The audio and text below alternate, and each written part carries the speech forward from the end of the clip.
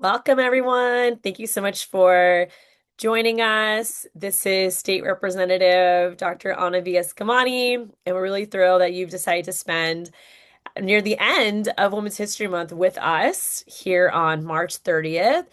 We're thrilled to bring back what's become an annual tradition of a Women's History Month panel featuring local elected officials from the state that serve parts of Central Florida. So I'm really grateful that you're taking the time to join us. I ask that you spread this live stream, share it with others. It's very important that we help uplift and honor the impact of Women's History Month, and especially in these politically polarizing times where we see so much rhetoric that is anti-woman. It's so important for us to take a moment to lift up the women who have done incredible things in our community and will continue to do so.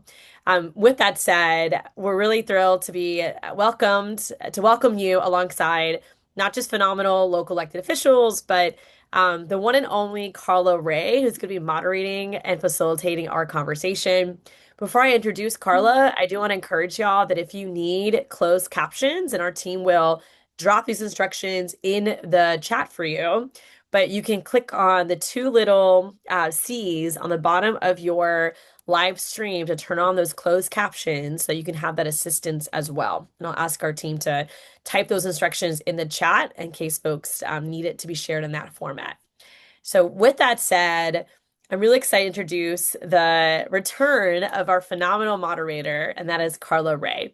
For those who don't know, Karla Ray spent the better part of 2 decades being a voice for the voiceless as an investigative reporter and news anchor. So many stories that she broke in her time in journalism. Her work earned 13 Emmy nominations and helped to change policies at the state and local level. In 2023, her reporting on the lack of regulations for safe houses dedicated to human trafficking survivors actually led to new legislation that created standards and inspections for the homes, ensuring high quality care for some of the most vulnerable people in our community who are exiting the life of trafficking. A community advocate, Karla has become a thought leader on topics of equity, education, and social justice. Karla recently founded her own media training and placement firm, Unprompted Strategies, to help empower others to communicate on camera, online, or on their behalf. And I definitely want to encourage folks to follow Karla Ray on Instagram. She has a lot of great content, especially mom content, fitness content, fashion content, wellness content. So I definitely encourage folks to follow Karla as the inspirational woman that she is in leading with love and everything that she does for our community and, of course, for her family. With that said, Karla, I will pass the microphone over to you. Thank you so much. And it is an honor to be here again. I think this is my fourth year in a row with you ladies. So I am truly honored to be back helping to facilitate this conversation. And I think it's crucial, as Rep. Eskamani said, to celebrate Women's History Month. So let's get into a little bit of the history behind Women's History Month, to talk about why we're here today. Every year, this month celebrates women who came before us, the trailblazers, the truth tellers, the organizers, the caregivers, and to really recognize the ways that they have shaped our world, often against incredible odds. Women's History Month is not just about looking back, of course, it's about grounding ourselves in the present and recommitting to the future that we're still fighting to build. Because, of course, while women have always led, contributed, and transformed our communities, we know that equity has never been guaranteed. And in many ways, the challenges facing women today are becoming even more complex, more urgent, and certainly more visible, especially here in Florida. We are navigating the rising cost of living, barriers to healthcare, threats to bodily autonomy, and ongoing inequities in wages, safety, and opportunity. And yet, despite all of that, women continue to organize, to lead, and to push forward. And so that's what today is all about: honoring that leadership, sharing experiences, and having a really open and honest conversation about where we go from here. So we're so excited to have this esteemed panel with us of local elected officials back once again this year. I want to start by introducing Senator LaVon Bracy Davis from Senate District 15 in West Orange County, where she has been been a staunch advocate for public education, affordable housing, voting rights, gun reform, women's reproductive health care, the list goes on, and of course, social justice. Before her legislative career, she served as an arts executive here in Central Florida, helping to shape the landscape of local arts here in the Orlando area, collaborating with over 200 local arts organizations and infusing millions into Orlando's economic development. Major kudos to her for that. She chaired the Florida Council on Arts and Culture and played a key role in selecting the sculptor for the Dr. Mary McLeod Bethune statue now at the National Statuary Hall in Washington, D.C. And a West Orange County native, she holds a BFA, a Bachelor of Fine Arts in Theater Arts from Howard University, and a JD from FAMU College of Law. She previously practiced as a senior attorney for the Department of Children and Families, doing incredibly important work there. And in 2018, she was recognized by the Orlando Business Journal as one of their 40 under 40 honorees. Senator Bracy Davis is married to Reverend Dr. Adrian R. Davis, who's the pastor of Bethel Church in Mount Dora, Florida. Thank you for being here this afternoon, Senator Bracy Davis. And Senator has a nice ring to it. Of course, I'm still getting used to it. So it's great to see you again. Moving on to State Representative Rita Harris from District 44. She has proudly called Central Florida home for almost 25 years, and she was elected in 2022 to represent District 44 in the Florida House of Representatives with a passion for equity, transparency, and community-centered leadership.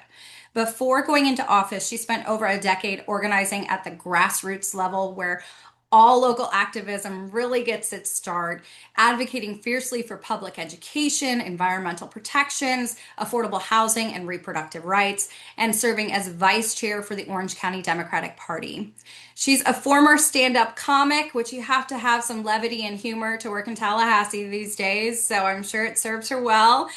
She was a content writer and, of course, a proud mom. She brings that humor, grit, and authenticity to Tallahassee, with her unique story resonating with working families who see their own struggles and dreams reflected in hers. Now, in the legislature, Representative Harris has championed policies that invest in public education, public schools, protecting Florida's natural resources, and expanding access to healthcare and economic opportunity. She lives in Orlando with her husband and believes deeply that public service should be rooted in listening, learning, and lifting others up. She remains committed to building a future that works for everyone in the Sunshine State. So thank you for being here, Representative Harris.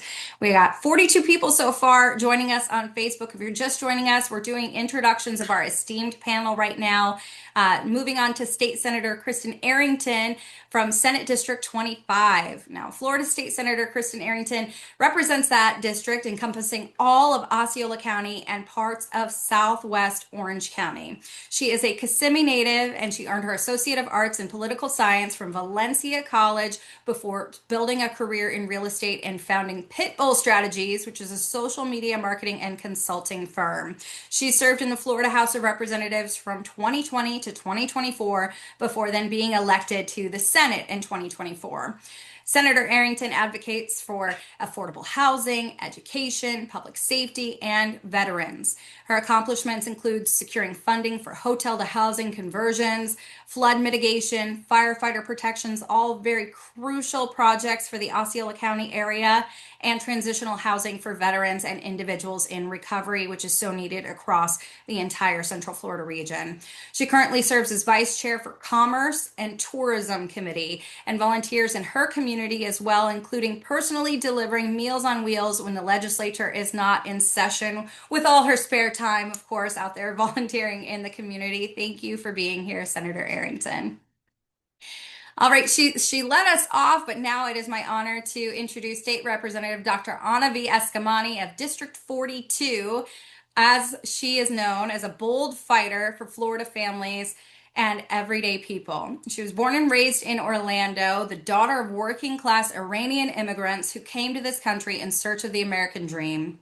Dr. Eskamani went to public schools, the University of Central Florida, and is a nonprofit professional with her PhD in public administration. We got to update that bio because she's got it. She's not working toward it. She's got it now. She ran for office as a first-time candidate back in 2018, flipped a legislative seat, and is proud to serve as state representative for District 42 in her final term as my state rep. And she will officially end her time in Tallahassee for this round as a representative in November of this year, but certainly not the last we will see of her, as she is currently running for mayor of the great city of Orlando. And who knows, maybe more to come on that. We'll see. So thank you again for putting this together, Dr. Eskamani. And last but not least, we have State Representative Johanna López of District 43. Now, State Representative López is a dedicated public servant, single mother of four, grandmother, if you can believe it, and advisor to for-profit and nonprofit organizations. She is a proud daughter of veterans and a survivor of domestic violence. She's broken barriers throughout her career. In 2017, she was named Orange County Teacher of the Year, and she later made history as the first Latina elected to the Orange County School Board. Then in 2022, going on to be elected to represent District 43 in the Florida House of Representatives, where she was then reelected in 2024. She is known for her effectiveness and ability to work across the aisle. Representative López has championed legislation that protects families, strengthens communities, and expands opportunity. Her legislative work has focused on improving healthcare access in critical need areas, strengthening medical negligence accountability, protecting children and foster families, advancing animal welfare, all things that are near and dear to my heart, and I have great admiration for her work. And of course, expanding pathways for students to earn their high school diplomas. She's also successfully passed legislation protecting immigrant families and advancing consumer policies that promote environmental sustainability and public well-being. A powerhouse panel of women here. I'm so excited to lead this conversation. Please remember, if you are joining us on Facebook on the live stream, you can put questions in the comments of the live stream. We'll get those over to us. And as we have time to get those into the representatives and senators here, we will do so. And we want to start by asking everyone, and anyone can jump in with the first answer. What do you think is the most pressing issue for women in Florida today? I feel like we could list so many, but what's the number one issue? Well, I'll kick things off. I feel like we probably would all say that affordability continues to be a major issue for women, for all families. But as we see the cost of gasoline go up, the cost of groceries have continued to skyrocket, and housing affordability. I mean, the average cost of rent in our community has hit a point where a third of our families, if not more, are facing rent insecurity. And so I do think that affordability, in particular for women, means having to make really tough choices between buying medicine for yourself or putting food on the table for your children. And of course, there's so many other layers to the affordability crisis, including the cost of healthcare. And when we still have not succeeded in equal work for equal pay, meaning that there are women that are working the same jobs of male counterparts but not being paid the same, it just makes the affordability crisis harder for women, especially women of color. I'll jump in. First, let me say hello and thank you, Representative Dr. Eskamani, for always organizing this. And thank you, Karla, for always hosting. And before I even jump in with the answer, I just gotta say, Representative Rita Harris, I had no idea you were a stand-up comic. I feel like we need to have some of that in this panel What? today. Okay, had no idea. We'll leave Had no time at the idea. end. Okay. But back to the question, I mean, Rep. Eskamani said it perfectly. I mean, we are in an affordability crisis right now. And I mean, I know that it is affecting all Americans, all Floridians, men and women alike. Um, but yeah, it's an issue. And then also, and while this is perhaps nowhere near the number one issue in the state of Florida, I feel the need to just lend my voice to, we just passed this really bad voting bill. And I think this is going to disproportionately affect some women. Um, Forget, the student community and all the other marginalized communities that this will affect. I think because, with these issues with IDs and citizenship, I said on the Senate floor so many times that, I had to legally change my name to LaVon Bracy Davis. I have two last names. There's some databases that have LaVon Bracy versus LaVon Bracy Davis. And while, there may be issues that can be overcome, it's still barriers, right? And we're still living in a time that, there are constantly barriers that women and marginalized communities have to overcome. And while that is just a very small example, I just want to shed light to it that, we're still passing bills that put oftentimes women at a disadvantage, not even mentioning the glaring one, the obvious one with reproductive health care. Um, I'll Mhm. let someone else talk to that because clearly that's still a concern. And Representative Lopez has her hand Thank you. raised, so go ahead. No, I just want to add, I agree 100% with our Senator LaVon Bracy and Representative Dr. Anna Eskamani. But I also want to add the stereotype that we have. People trying to define who are we. It's ridiculous that we know who we are. We don't have to look the same way. We don't have to, expectations in our behaviors, in the type of profession we have, what part of the table we're going to be part of it. I think that we have to be very careful with the stereotypes because it's something that nobody can tell us, how we have to look or what type of professions we want to execute. We have open doors to do, what we can do. And even in the when we talk about being an elected official, I think that in politics also we have a lot of stereotypes. We have to be, talking a certain way because if not, you're an angry lady, or if you are very quiet, then you're not effective enough. It's this situation that we also have to please certain stereotypes about how we have to be. No, we are different and we have to embrace how we look, how, who we are, and even everything, the way we speak, so I think that stereotypes is something that is affecting very, very bad, and people is taking advantage of those stereotypes to also attack our transgender women as well. I was going to add, oh, I'm sorry, you go ahead, Senator Arrington. Thank you, Rep. Harris. Thanks again for having me on. I was going to say, Senator Bracy Davis touched on it. Obviously, the last few years with the majority party, access to an abortion, but just healthcare for women. And, things are different for us. And, we're prone to different disease.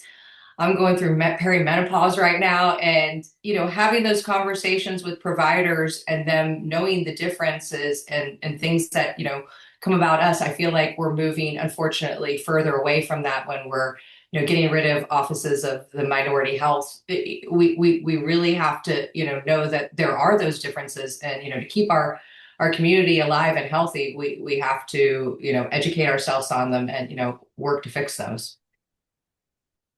Absolutely. Representative Harris, go ahead. Yeah, I was going to say to kind of bring it back full circle and going back to affordability, I really do think that is the biggest issue facing women because when you think of all the other issues that are facing women, like access to healthcare, like education, it all ties back to affordability. And unfortunately, I mean, they've been chipping away at our rights, and access to healthcare has been increasingly more difficult in this state, even for people who are not seeking to get an abortion, even for people who are looking for prenatal and postnatal health care. It's been very difficult as maternity wards are having to close, especially in rural hospitals. But when you compound that with the economic situation that's happening right now, it becomes more dire. And you really start to see those, disparities and those cracks widen even more. And so people who are already on the edge and who were already economically fragile are really falling through, and people who maybe were doing okay are now finding that they have to really tighten their belts, and that I feel disproportionately always impacts women. And so that is something that we're hearing from a lot of constituents right now, is just struggling to get by day. And with that in mind, since we're living kind of at this horrible juxtaposition of these policies that impact women more predominantly than men, and being debated in really polarized spaces in many ways, How are each of you able to stay focused on actually delivering results and not getting caught up in the politics? Yeah, that's a really great question, Karla. And I want to add to the points that Representative Harris was making, others too, of just the type of policies that we're experiencing today. And there are some bills that did not get a lot of attention because thankfully they did not pass that directly impact reproductive health care. And to uplift a few of those to provide our listeners with context, and thank you to the 40 some people who are here. We're so grateful that you joined us today. Um, Surrogacy. So there was legislation filed to newly make it impossible for anyone to serve as a surrogate in Florida. And that same legislation would have prohibited same-sex couples from being able to use surrogacy to start their families. There was another piece of legislation around IVF, and this was legislation to basically make it more difficult to access IVF. And of course, this was in filed in conjunction to more restrictions on abortion care as well. Now, none of these bills made it across the finish line. So you asked the question of how do we maintain our focus on solving problems for women and families while also holding the line on bills that make things worse? And I'll say that the good news is we're able to find allies in untraditional places to stop these policies and to also focus on solving problems. And in particular, when it came to the surrogacy legislation, the surrogacy community, the legal community, not as historically engaged with the process of the legislature because it never had to be. And so they kind of felt a sense of motivation to get involved and to meet with those lawmakers. And thankfully, their expertise, their conversations substantially slowed down this bill. And of course, I suspect it will be filed again in the future. But because we had a dialogue and we engaged in discussion and I was able to connect the bill sponsor with these advocates proactively, right? And so that kind of helped at least instill a sense of concern for legislation to move forward that gave us a chance, in this case, to pause any new bills.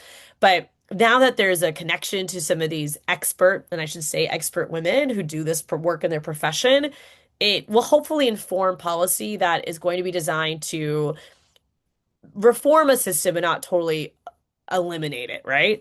And so I do think that oftentimes as women lawmakers, we are the best facilitator for those conversations because we're not concerned about who gets credit.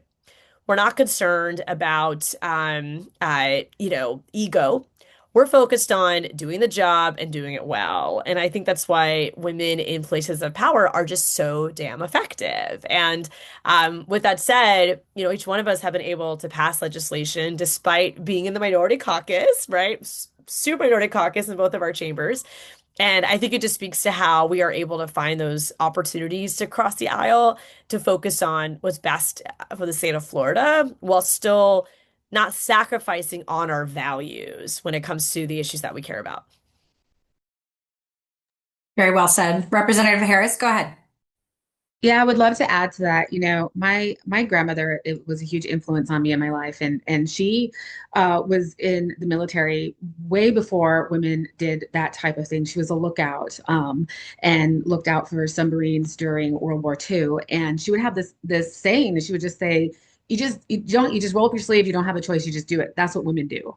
And I feel like that really is succinct in this environment. And it is just, you are focused because you don't have a choice. You have to be focused. You are there to serve your community. You're there to get stuff done. You're there to try to push good things and try to stop bad things. And I kind of want to expand a little bit on what Dr. Representative Eskamani said, and that is each one of us, we have passed bills in a very difficult environment. We are one of 30, now 34 out of 120. But also there are times that we got language into bills or language out of bills that nobody ever sees. Like nobody ever knows what's going on behind the scenes. I have seen each one of my colleagues on this panel running around behind the scenes working so diligently to stop a bad bill or to get good language into a bill. And those are the things that happen that people don't see it. And like to Rep. Eskamani's point, we don't want people, it's not necessarily that we want people to see it, but just know that sometimes even when it feels like, oh, there's nothing is being done, there are things being done all the time. And I just think it just shows just the tenacity of women to just make it work all the time against all odds. We just don't see any other way. You got to expand a pound of ground beef, you're going to make it work. You got to get this bill passed, you're going to make it work. That's women. We just get it done. We were all chatting to share a peek behind the curtain for everyone on Facebook just before we got started on this panel. We're like, oh, we all have things that happened today, earlier today, that, the fires that we still have to put out at the end of this call. And then, many of us running off to take care of our families after that. So it's just, women being women and getting stuff done. I want to focus on Senators LaVon Bracy Davis and Senator Kristen Arrington. I want you to talk a little bit about your transition from the House to the Senate in Tallahassee. How did that shift really shape your understanding of power and influence in state politics? And what lessons have you learned as women navigating both sides, in Tallahassee and these spaces? And what do you wish people knew about having been in both worlds? Well, I'll start, I guess, because I am the newly, well, I used to be the newest Democrat senator and until Tuesday, and we got another one. So I'm no longer the neophyte, no longer the newbie, um, but which we're very excited about. But I think I mentioned this last year on the call that being an elected woman and then being a Black elected woman in the legislature, I'm kind of showing up in a space that I wasn't necessarily invited to, right? It's like I'm showing up to a party that, I didn't get an invitation to, but here I am, right? And I may have said the same exact comment last year that, how our legislature is designed, in my humble opinion, is designed for kind of rich white men, right? Men that are, that could leave their jobs for 6 months with no issue, men that don't necessarily have to care for children and what have you, and they kind of have freedom, they have institutional power, they have wealth. But here I am, not really having much of any of those things that I just listed, but here I am showing up every day, now as a senator, honored to be a senator, humbled to be a senator, enjoyed my time in the House, also in that space that, and again, another party I wasn't invited to. Um, but how it's affected me, first of all, my district is 3 times the size it was in the House, right? So I have more constituents, more issues, more concerns, more people that have problems that they're looking for me to solve, and more people that have voices that are looking for me to listen, right? Oftentimes, when constituents email and call us, um, there is no fix to their problem, but they do want to know that their elected answers the phone, that their elected responds to emails, and that their elected listens to their issues. And good thing, because I am not necessarily rich or affluent or detached. When people call me and tell me that they're having issues with their homeowners insurance or, everyday American affordability issues, I can say it's not you, it's us. It's not, them, it's we. Because I struggle with the same thing. I often joke when I come home from Tallahassee, my husband gives me the side eye, like, y'all were supposed to fix property insurance. And then he looks at me crazy, like, why is my insurance still up? Like what y'all doing up there in Tallahassee? But it's a really humbling thing, especially when I drive down Appalachia and I see the huge capital on the horizon, and I know that 580,000 people are depending on me to advocate for them. 580,000 people are depending on me, whether they're Democrat or Republican. They are depending on me to be their voice and to share their stories and to right some of the wrongs. So it's humbling. And then I'm grateful. And then I don't know if I have another opportunity to say this. I'll say it right now that it's not just humbling to be a senator, but it's more than humbling to be in the seat that Senator Geraldine Thompson once sat. It's humbling. They actually put me in her seat on the Senate floor. Freshmen kind of usually go to the back, but they because I came mid-session, they sat me in the seat that she was supposed to sit in. And so I walk in a spirit of humility every time I walk in that Capitol, because I'm so honored and humbled with the opportunity to serve. Well, everything she said and then more. But I also think you got a better parking spot too. Getting Senator Thompson's old parking spot, she did pretty well with that. But just like Senator Bracy Davis said, kind of the difference in districts. In the House, I had such a compact district where a lot of those same issues were for all my constituents. Where now I represent a bigger and more diverse community. Where the east side of Osceola is cattlemen and ag community, and the west side is our tourism and hospitality. And every week you drive by there and it changes, but if you go down to the other side, nothing changes over years. So definitely a lot more responsibility that's felt with that. But what I'll mention that Senator Bracy Davis did, and the big difference I feel when the Senate and the House is that in the Senate, we had a woman in the highest position. We had a woman Senate president who actually served right before I got there in 2024. So there was still kind of that vibe, so to speak, from staff and everyone that they looked to a woman for their leadership position. And even though she wasn't president, she was still in there, and she is still a very, very strong advocate and a very powerful person. So I think I felt more of an equal going over the Senate than the House, or at least embraced more as a woman than I did in the House, where there hadn't been a woman in that leadership position before. But we do have a women House Speaker coming up in a few years, so I hope that changes for the feeling, and so other women can feel that. But I definitely felt a little more equal. There's still a big bromance going on, but I still did feel like I had a more of a seat at the table, or I was in the room when it happened over in the Senate than I did in the House.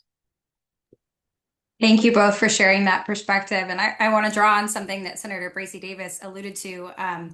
The giant that was Senator Geraldine Thompson. And I think about the support she gave to so many women across the state, but especially, the women who work in Tallahassee, and the example that she set for them. And I think it dovetails really nicely into my next question that I would like everyone to answer if possible. What do you feel like is meaningful support between women in leadership, not just at the state level, but in any workplace, not just words, but action? What have you seen that you think is meaningful, that you'd like to see more people enact in their own lives? I'll kick this part off because I actually was able to attend the downtown Orlando breakfast gathering this morning, hosted by our DOP, that centered on women in business.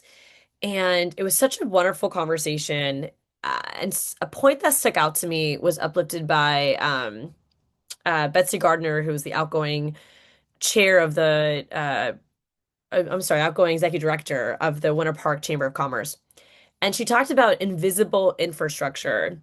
And she used the example of, for men in positions of influence and power, there's this invisible infrastructure that exists. And it's, for example, the networking at the golf course, or the networking at the cigar club, or, the looking out for each other's sons, right? And that type of like just peer-to-peer solidarity, and like gathering in spaces that are not necessarily spaces that women have historically been welcomed in. Not to say that women are not showing up in these environments, but there's like this historic invisible infrastructure that uplifts men in these positions of networking and power that historically have been excluding towards us. And she was talking about how women are building their own invisible infrastructure. And I thought this really stuck out to me in the notion of, for example, she had hosted, a connector at a spa. And I thought that was like such a fun idea, right? Of like, okay, ladies, let's get our nails done. Let's like, do a little bit of respite while also like networking, right? And like building power and engaging in a meaningful way. and looking out for each other's daughters, right, or each other's children's. And by no means do I want to segment and say that men don't play a role in our invisible infrastructure. And of course, LGBTQ plus people also should be welcome in all these environments. But the reality is that you see this like historic invisible infrastructure that has been designed by and for a certain demographic. And we need to build our own that are more inclusive, that are more welcoming, and that create ecosystems where everyone can thrive, regardless of their income and gender and ethnicity and culture and racial background and so forth. And that's what's so phenomenal about women leadership is that it doesn't have to fit a specific box, right? Like I think women lead with such a community-driven spirit that truly creates environments where everyone is welcome. And that's the type of, and I have been, held accountable to modeling that myself, right? And I take a lot of pride in being able to learn from my past to create environments that replicate those values. And in the legislature, it might take shape as something like drafting amendments, right, Rep. Harris, and passing them out to other members, right? It might take shape in crafting the questions to ask on a bill, but sharing those questions, right? I mean, there have been floor fights where, I'm the strike team leader, but I never ask one question and I never file an amendment or debate the bill because we don't have enough time. And I do think that, that allyship, that accomplice being an accomplice to others means understanding that power is not a scarce resource, that power is built together. And it's better to share that power than it is to hoard it. And I do think that women practice that elegantly in all different environments, whether personal or professional, where we're not in competition with one another, we're in collaboration. And that it just gives me so much pride and joy, right? To be able to work alongside women that reflect that same level of commitment to one another. Mhm. Go ahead, Senator Bracy Davis. Yeah, if I could just add to that, and I think then Rep. López wanted to jump in as well. We actually find ourselves kind of unconsciously doing that on the Senate and the House floor as well. Women just supporting each other. I often tell the story that because I'm a graduate of two HBCUs, I always have something to say when it comes to historically Black colleges and universities. And I'll never forget, we were talking something about funding on the House floor my freshman year, and I raised my hand, I raised my microphone to speak, but before I could, Rep. Eskamani jumped in. And Rep. Eskamani is not a graduate of two HBCUs, but she believed that, I'm not going to let LaVon or or Representative then Bracy Davis carry that water alone, right? And then I also remember when I passed my very first bill this session on the Senate floor, I was kind of nervous, because it was my first bill. I was hoping that somebody debate my bill, meaning somebody kind of speak to the bill that I was trying to pass. And Senator Arrington could not wait. But I was speaking, I was still presenting the bill, and she was already standing up with her microphone in hand, ready to debate my bill, right? And that I didn't ask her to, but she wanted to be the first person, and she was the very first person to say something about my bill about Groveland 4 that I passed. So my point is, we support each other, right? Even not asked, unscripted, but we support each other, and that's kind of a microcosm of what we do in real life. We do it on the Senate and the House floor, but I think women, we're this quiet, unspoken sorority that, like, girl, I got your back. I got your back, and I'm gonna show it. I love it. Representative López, go ahead. Yeah, thank you. I agree 100% with Senator Bracy and Representative Dr. Eskamani. But I also want to, even though all of us, obviously, we are very close and we work, as a team, I think that we, women in general always have spaces to grow. I think that for me, meaningful support is honesty, transparency, and respect for differences. Sometimes, most of the time, people make conclusions behind the scenes because maybe they don't know your story, your personal story that is relevant, that is important, that is different than yours. And I think that we have to work on that more. I think that we have to embrace and understand more, that every woman is different, that we look different. We most of the time we come from different backgrounds, different countries, and instead of just generalize and not being accepted, we have to be more open to be educated so we can understand certain behaviors, certain ways of terminologies that we use and maybe might be, misunderstood. I think that we have to be more open in agree to disagree, that we have different leaderships, and it's okay because every district is different, and every woman here, they're experts in their district. So I cannot go and compare myself with other representatives when I know that all of us are very effective with our district. But if I need to do something, let's say I want to combine effort with Anna, with Rita, or Senator Arrington and Senator LaVon Bracy, I'm going to ask them about their district so we can work together and being effective. But I think that is extremely important that we uplift each other and respect differences. I think that's the key of being successful as a whole. Representative Harris, go ahead. I wanted to add this session, I want to preface this by saying I'm an only child, so I didn't have siblings growing up.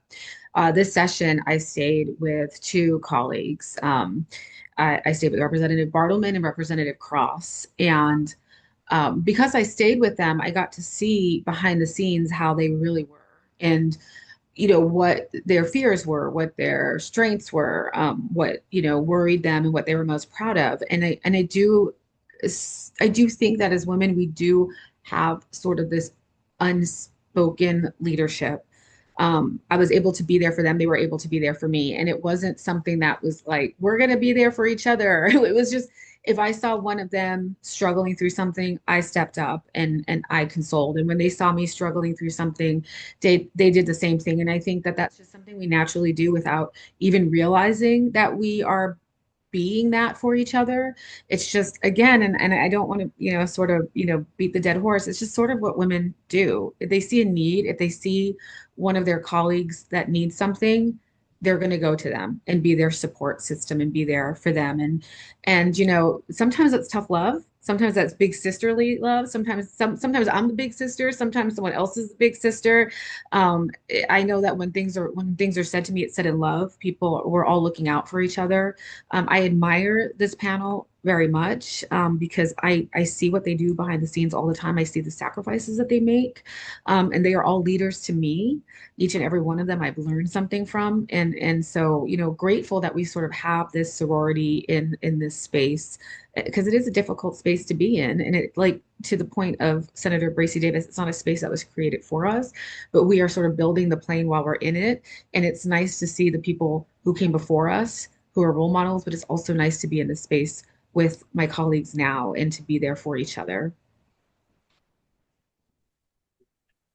And just Senator as just as the lady said, I mean, we all have each other's backs. And I think, being a part of a minority party, working on time debate, like we just have to be organized and have each other's back and, let the other one step up if someone's in a leadership position. So I think that we all do a really good job of that. But also I try to be intentional too with the team that works with me and our interns. We all have young ladies, and, really making sure that, we're setting a good example for them to be supportive of other women, and that, they're reaching out. My team now, every year, they're like, our intern, we're going to get them a job. Rep Harris has our intern from this last legislative session. But I love that they that they work together, and they'll say that they're scheming, but they're really trying to help each other succeed and work with each other. And they really want all of the other staff members on their floor that they work with to succeed too. So I think it's really important for us not only to have each other's backs, but try to uplift the younger generation and make sure that they keep it going, because hopefully sooner or later I'll be retiring. Well, thank you all so much for weighing in on that. I'm going to turn now to the Facebook chat. So if you have questions for the panelists, we'll do our best in the next 15 or so minutes to get as many questions as possible. This one is coming from Nicole Richards, and she has asked, I think, a really important question about burnout. Talking about just the last several years, activism for women's rights, and just feeling majorly burned out. And honestly, I hear this from my friends. They just feel defeated. They feel like nothing, there's not hope right now.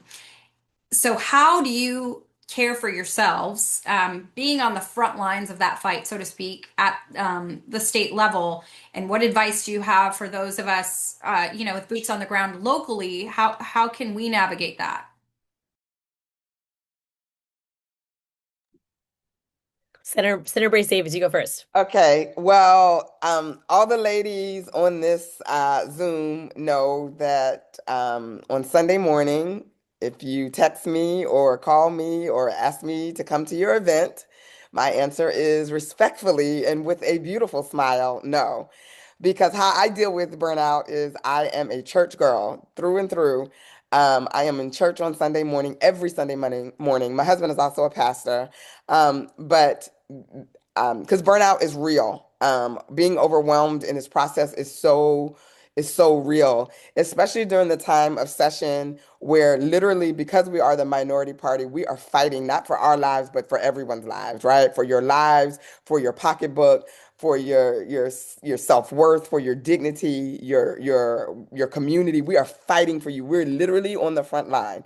Um, and so it gets overwhelming. But what I have decided since I've been elected, I do not campaign on Sundays. I do not knock doors on Sundays. Sundays I give to my family. Sundays I give to make sure that I am centered with my relationship with God. So that's how I deal with it. I also keep my regular every 3 week nail appointment because that's really important to me as well. Can y'all see it? They look great. Can you see it? But it is something that is a constant for me. I do not miss my nail appointment. So shout out to my nail tech in Sanford. But I don't miss my nail appointment because it's really self-care is really, really important to me, and that's how I deal. You I drive all know the way to Sanford. They must be I good. do 43 minutes one way, but my nail technician is amazing. Her name is Tiffany Green. Shout out to her. I Tiffany's love about to get some business. Yeah. Sophisticated nail tips. Look her up on Facebook. that. That's amazing, Senator. I'm obsessed. And I really do appreciate this question. Thank you so much, Nicole, because I think we all are there with you. And especially in the context of women's rights. Like I think it's heartbreaking in Florida because we are a state with a 6 week abortion ban.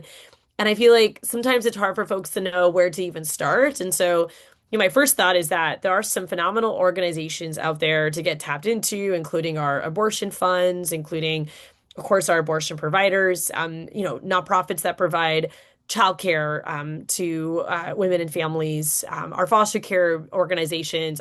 My first organization that I ever volunteered with when I was in college, the first two was Coalition for the Homeless. I volunteered at their daycare when I was a college student with my twin sister. And then at Dress for Success, which helps women make a tailored transition back to the workforce by helping them with professional business clothes. So I offer those examples of local based organizations to get plugged into because I do feel like when we're always in a place of defense, it gets really draining. And so you kind of have to also fill your cup with opportunities where you can see the impact, right? Because I do think in activism and in advocacy, we're sometimes fighting for a sunrise that we might not see. We're planting those seeds for a garden that I hope that we'll be able to benefit from, but we're also doing it for the next generation. And so we keep that fight going, but you also need to fill your cup with those moments of just gratification in helping these local nonprofits and organizations deliver on these incredible missions. The point of self-care cannot be overstated, and I'm the worst practitioner of it. But even for myself, I will say that I get a blowout about once a week, and so I have a lot of hair, and I have a professional help wash it for me. And obviously, like it's also because I'm a multitasker. I am working while she does this, but I love trusting another woman with my hair because I don't know how to do it, right? Like I'm a mess. And so I have been doing blowouts for a very long time. I know every blowout bar in Orlando. I can tell you exactly where to go and who to see. And so that's one like treat yourself that I do.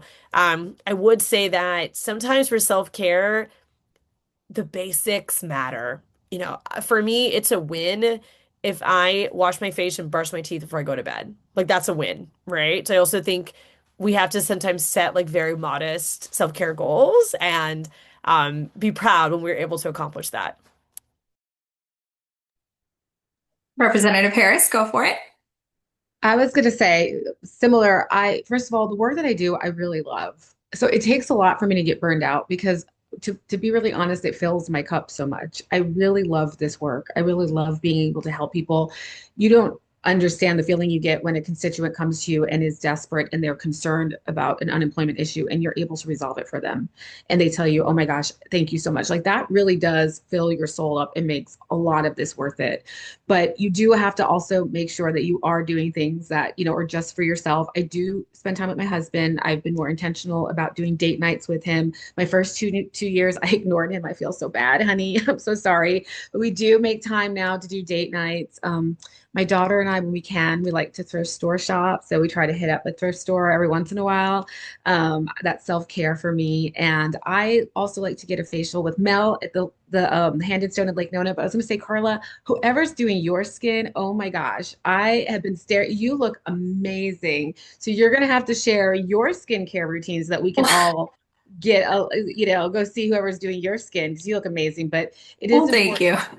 But it is important, and to Rep Eskamani's point, to not be hard on yourself when you're not doing all that you want to do for yourself, and just try to consider it a win. If I just get my makeup off for the night, I'm like, okay, I did it for tonight, and we'll go fresh tomorrow. Thank you so much for the very kind compliment. I will shout out Bijou Med Spa in Soto and Glow Aesthetics in Lake Mary. Those are the only two people allowed to touch my face. Senator Arrington, I think you had something you wanted to add. Yeah, I will say it's honestly hard sometimes. I just fill the calendar, there's empty spots. I just keep putting stuff in there, but at the same time, that's why you have to schedule downtime or schedule time for yourself, even if it means putting it on the calendar to make sure that it happens. I too love to get my hair done every 4 weeks, make sure it happens. When I'm in session, I stay up in Tallahassee, like on the weekends.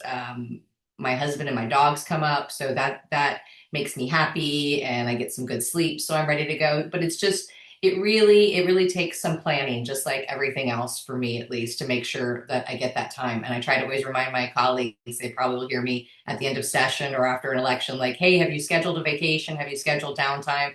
Especially for your spouse. Like we all can keep going and there's always needs there, but you have to do that to be able to keep going, so to speak. Rep Lopez, did you have anything you want to add?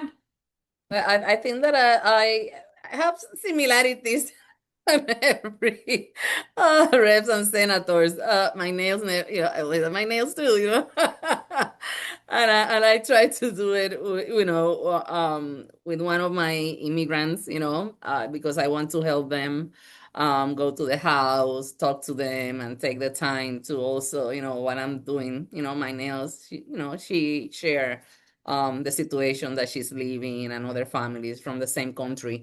That's one. Number two, my dogs, like Senator Arrington. It's like give me like this, the treats, and they know when I'm here, and my children say, "Oh my God, Mom, they know you came, but it's because of the trees, not because of you."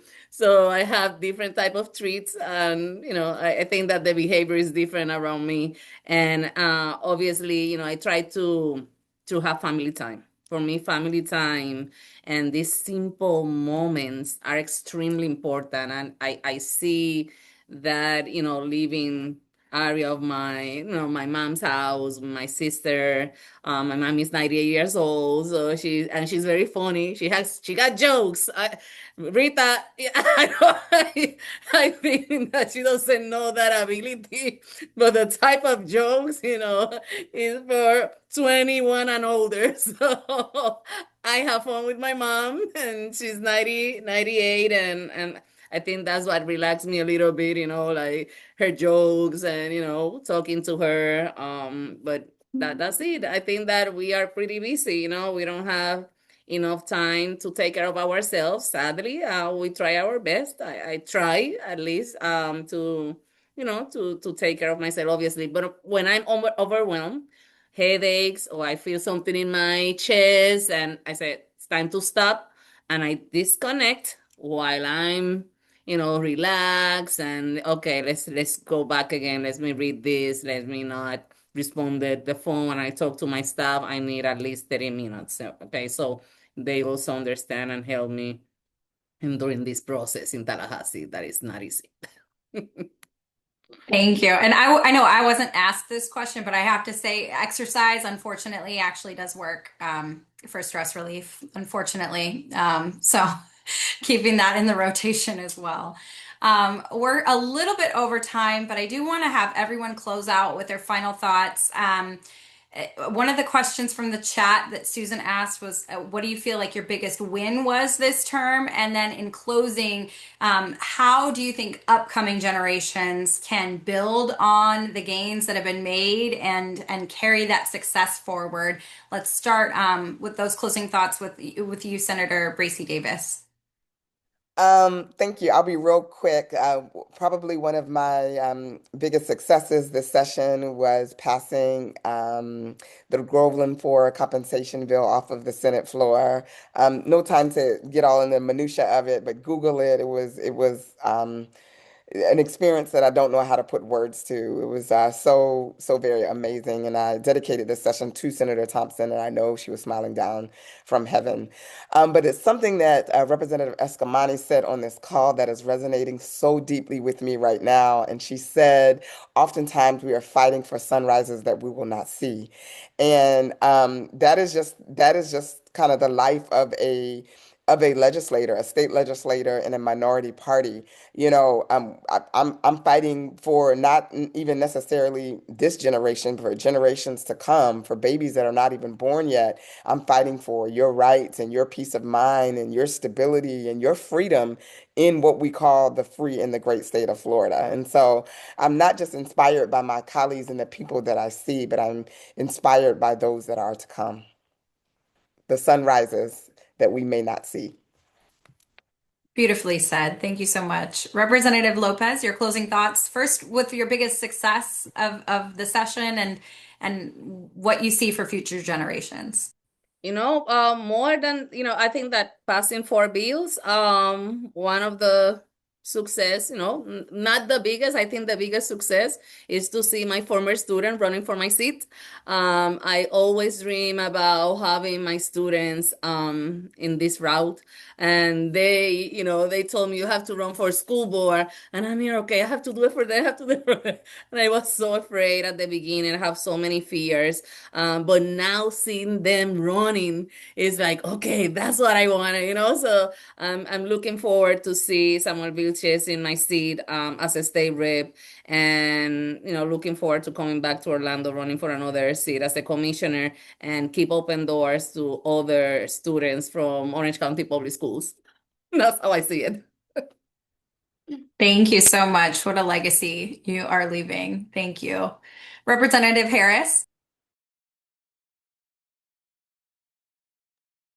I think it's really telling that the two bills I'm really proud of actually came to our office from women. Oftentimes, a bill, a policy happens because there is a constituent or a community member who has an issue, and they come to an elected and they say, this is my issue. And so the bill to expand anaphylaxis training in public schools came from an incredible mom with a son who was dealing with severe food allergies. And then Gage's Law, which requires mandatory testing for fentanyl in a suspected overdose, came from an incredible woman named Gretchen, who was advocating for a son that she lost. And as a woman and as a mom, both of these stories really resonated with me. And so I was proud and honored to carry both of those bills, and especially honored to have passed them and to get those over the finish line for them. And I hope that our impact here in this space is that women know that they can do whatever they want. They can be whoever they want. And I hope and I know there are young women who see themselves in each of us. I know that because even as an adult woman in my 50s, I see myself in each of these panelists. I really honestly do. I see myself in each of you, and I love you for it. And I just hope that by doing the work that we're doing, we are showing people that they can do it and that there are young girls who are going to be doing amazing things, and it's going to be because of the doors that each of us have opened. Thank you so much for those kind words to the rest of your colleagues. Senator Arrington, your final thoughts. Yes, thank you. And thanks so much for hosting again, Dr. Representative Eskamani. I hope this is not the last one. Hope it's just we have, different titles at the bottom of the Zoom. But probably what I would say my biggest wins of the session, still waiting on the budget. So I hope I can talk about those down the road because I always think it's important to make sure that we bring home money to our district. But two of the bills that I passed that were really important, one of them, Rep. López, was the prime co-sponsor over in the House. I'm a big animal lover, and we passed legislation. We're waiting on the governor to sign it still. That would increase penalties for adults that participate in animal abuse or animal cruelty in front of a minor or coerce a minor to do it. Additionally, if a minor would participate in animal abuse, it would require mandatory psych evaluation. It expanded information in the animal abuse database and then also increased the penalties that local municipalities can charge for animal cruelty and animal abuse. So that one was a really big win for me. And then additionally, we had an issue in our community with a community development district, which kind of seems to be the new HOAs. And there's not a lot of regulation or legislation that's been passed in the last 10 to 15 years for these CDDs. And in my community, there's a board member who has misappropriated or taken close to $2 million of alleged community funds. So we passed legislation where they can do a recall election where they can remove those board officers because even though they've requested an FDLE investigation and they're going through the process with the legislative audit, those folks still have access to the bank records. So once this gets signed by the governor, then those members of the community can actually recall that person and then get those bank accounts back and so forth and try to get back to living a normal life and get their playgrounds and their community back to where it used to be. Huge, important work giving power back to people in our community. And that's so needed to have an advocate like you working on their behalf. And to close us out, Dr. Eskamani, last time calling you Rep. Eskamani, potentially for a while. Thank you so much, Karla. I just want to give a virtual round of applause to Karla Ray for facilitating this incredible conversation and for always saying yes when we ask, even when it's last minute. So grateful for your leadership and just your incredible impact that you continue to have. And what a beautiful example, right, of next chapters for women and how you're able to, continue to shine bright regardless of what you are doing and what title is next to your name. And so really grateful to be here with you and with all of my amazing colleagues. Love each one of you so much, have so much respect and admiration. And it is very bittersweet because it is my last gathering with y'all for Women's History Month as a state representative. And it's been a really humbling and incredible experience. And I want to, of course, acknowledge the audience that's with us. There were quite a few questions we did not get to, and I'm just going to try to summarize a few that popped up to me. First, I do want to give a shout out to our men in the audience who gave us flowers. Chev Lavette actually wrote, "I'm honestly in awe, in love, and inspired by every single brilliant woman on this panel. Thank you for all you do and for leading communities with such joy." So I want to give a shout out to Chev and the other folks who joined us in allyship. And then there were questions too about like the anti-DI bill that passed, alongside questions about, how do we work with those that we disagree with? And I think actually there's a similar answer, right? I mean, in the context of the anti-DI bill, each one of us fought aggressively against that legislation because we know it pulls back the clock. It ignores not only the pains of our history, but the progress that we've made to try to rebuild from that. And of course, the role that women play in uplifting all communities is one that each one of us takes seriously. And despite that soon-to-be law, I have no doubt that it will be litigated. And I have no doubt that we will continue to find ways to uplift our diverse community, regardless of what the governor says. With that said, part of our leadership style is leading with wonder, and it is asking questions of why someone feels the way that they feel versus calling judgment or calling shame. And I think Rep. López spoke to this in her testimony that it's really important to talk to people versus make assumptions. And each one of us take that responsibility very seriously. And I think we try to model that for the next generation as well. And then when it comes to legislation, I mean, Senator Arrington talked about the budget. We are still waiting for the budget process to restart. So each one of us are aiming to bring money back to our districts to help support these organizations that we've talked about and our local governments. One of the bills that we passed this year is our drowning prevention legislation, bipartisan legislation, to essentially help prevent childhood drowning. The bill got combined with the Republican bill, so it truly is bipartisan. And we are not only expanding access to Florida's free swimming lessons program, but we're also requiring that new parents are given information about the risks of drowning and access to those free lessons. And so it's really great policy, and we're looking forward to it getting to the governor's desk. And then beyond all of that, I'm really excited for my colleagues here to continue the great work in the legislature beyond my tenure. And again, just want to also pay honor to my mom, who is my angel mother. That is an inspiration for me. And she was one of the most selfless women you'd ever meet. She always gave with that expectation. And she never got a fair shake at living her fullest potential. And so each one of us, I know, come together for service and for our communities in honor of those that are no longer with us. And so much love and appreciation to everyone who joined us. And again, let's make Women's History Month every month. Continue to uplift women, not just today, but every day.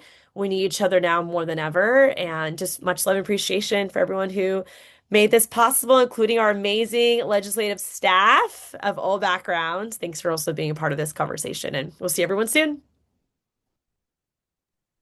Thank you, everyone.